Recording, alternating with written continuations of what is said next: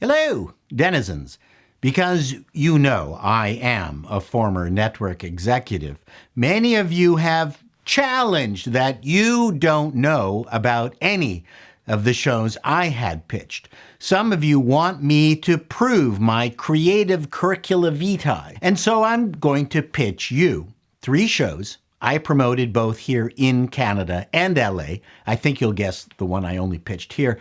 And to be honest, these were larks, as I was working full-time for my own shop, the Digital Soup Company, and more often than not, success comes only after dogged persistence, which I was not prepared to do. It's not unusual for a writer or producer to push something for 10 years or more. This is a business of hope and dreams, after all. Your TV show could be turned down for any number of reasons. Does it fit the network's brand? They already have a vampire cop show.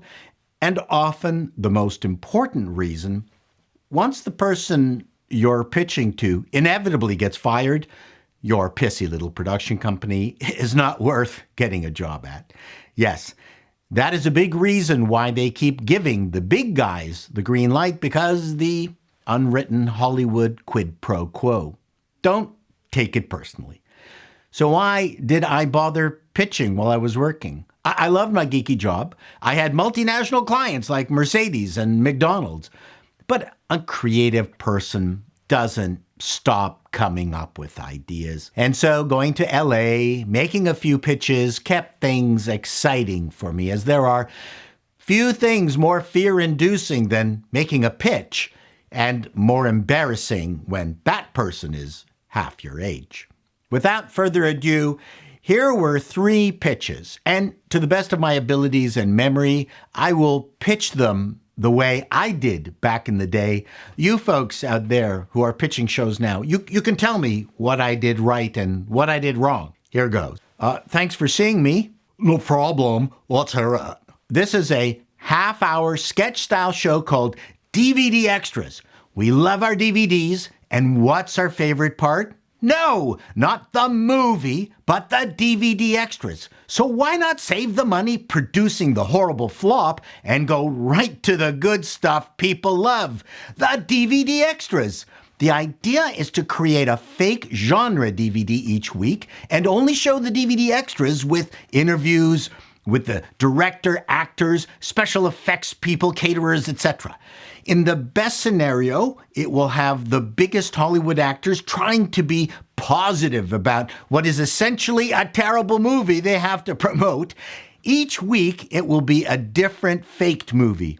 If there's budget, we'll try to shoot a scene from the movie and have the actors and director do the classic voiceover commentary about the disaster we are watching. That's it. That's hilarious. And people can say terrible things about each other? Yep.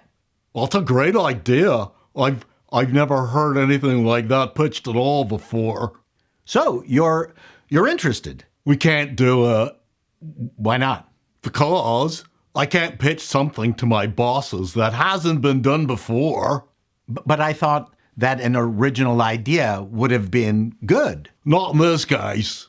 So if something like this had been done before, that would be good. No, because then it would have been done already. So I'm stuck in an endless no loop? Yeah, typical. Thank you. Thanks for letting me pitch this show to you. Let's hear it. It's a half-hour sitcom called Rupert's Land.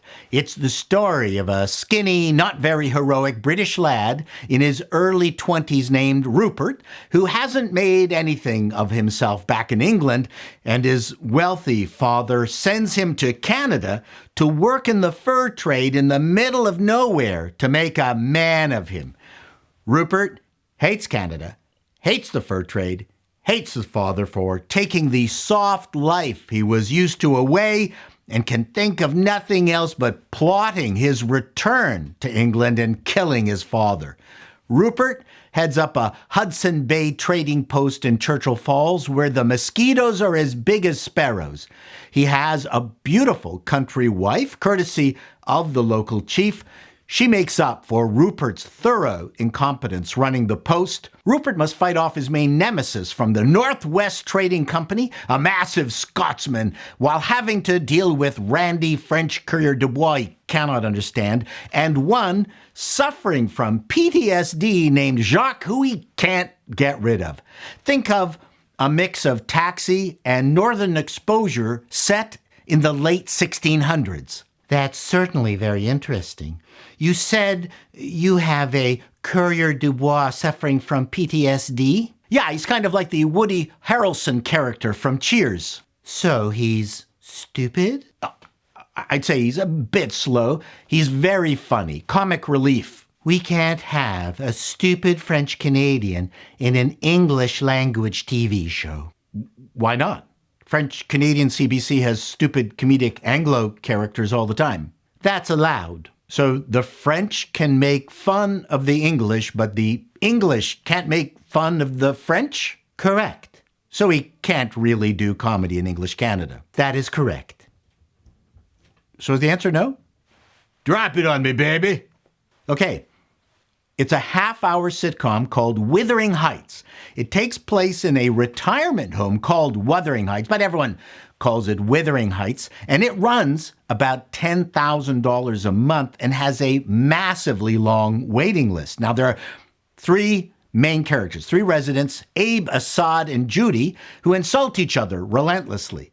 One day, during a loud argument, they accidentally bump into a senior, sending them down the long curved stairway, killing them. They are called into the admission manager's office.